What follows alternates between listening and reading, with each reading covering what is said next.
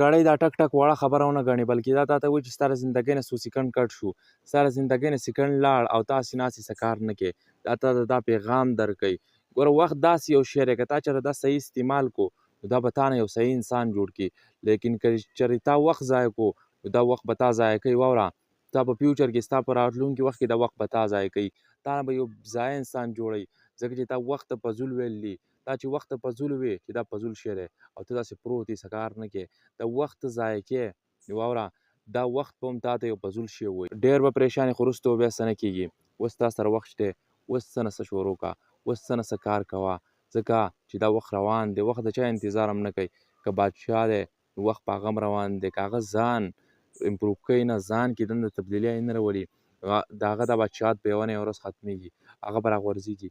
او که چېرته غریب دی یعنې لو لیول والا دی هغه باندې وخت روان دی، هغه دا وخت تېرېږي. که هغه چېرته ځان کې تبدیلیانې راولي، ځان امپروف کوي او مخکې روان دی، کوشش کوي د خلکو خبرې نه اوري، مخکې روان دی، ځان خپل محنت کوي، نو واوره دغه بادشاه کوم چې محنت نه کوي هغه به راغورځېږي.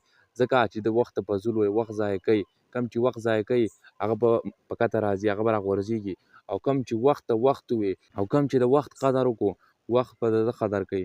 واوره دی به پورته ځي، دی به کامیابېږي. دا کم چې محنت کوي که غریب دی او که دی محنت کوي نو دی به هم یو نه یوه ورځ کامیابېږي.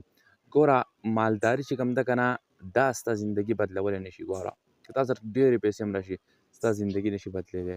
او که ته چېرته ډېر هم غریب یې او که ته بیا هم ډېر محنت کوې، ډېر محنتونه کوې، بیا هم ستا زندګي نه شي بدلېدی.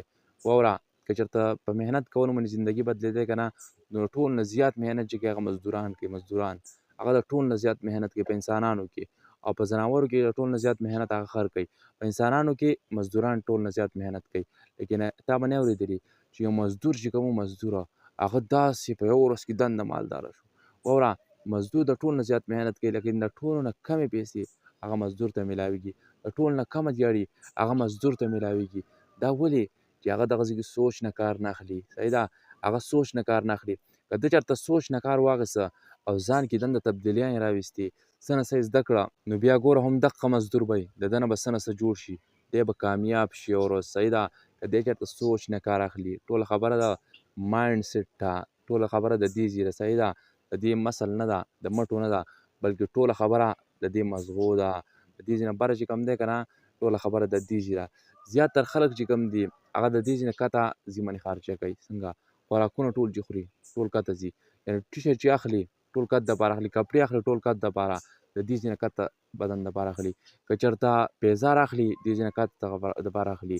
لیکن هغه چېرته په دې ځای باندې خرچه ونه کړه. په دې ځای باندې خرچه چې ده که نه د هغه څه خرچه ده، هغه داسې ګرانه خرچه نه ده. ګورئ هغه د یو څو کتابونه لوسته، یو څو سټډي کول، دوسیه سټډي کول، چې ته که داسې په دې ماحول کې غور و فکر کول، په دې سره هم ستا دا ځای چې کوم دی په دې ځای باندې خرچه کېږي.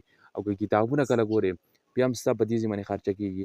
څه نه څه زده کوې ستا په دې ځای باندې خرچه کېږي. صحیح ده، نو په دې ځای باندې هم خرچه کوه. کله چې دا په دې ځای باندې خرچه شروع کړه که نه او کته لږه لږه خرچه کوه، لیکن دا ځای چې کوم دی دا ډېر زیات ضروري دی. ګورئ د ټول نه زیاته خرچه په دې ځای کوه، یعنې ډېر څه زده کوه، کتابونه ګوره. کله چې ته څه نه څه زده کوې نو واوره هغه ورځ لرې نه ده چې ستا زندګي به بدلېږي. کله چې تا د دې ځای نه به پورته دې وجود باندې خرچه شروع کړه نو واوره ستا زندګي بدلېدو واله ده، بیا ستا وخت بدلېدو واله دی. کله چې ته د وخت قدر وکړې که نه وخت به ستا قدر کوي. ما تاسو ته مخکې وویل نو کله چې ته دې ځای نه بره باندې خرچه شروع کړې تا د وخت قدر شروع کړو. دا خپل وخت وپېژن، دا خپل ځان وپېژن. او کله چې ته خپل ځان وپېژنې نو بیا ستا زندګي بدلېده دا وړه خبره شي، ډېر زیات اسان شي.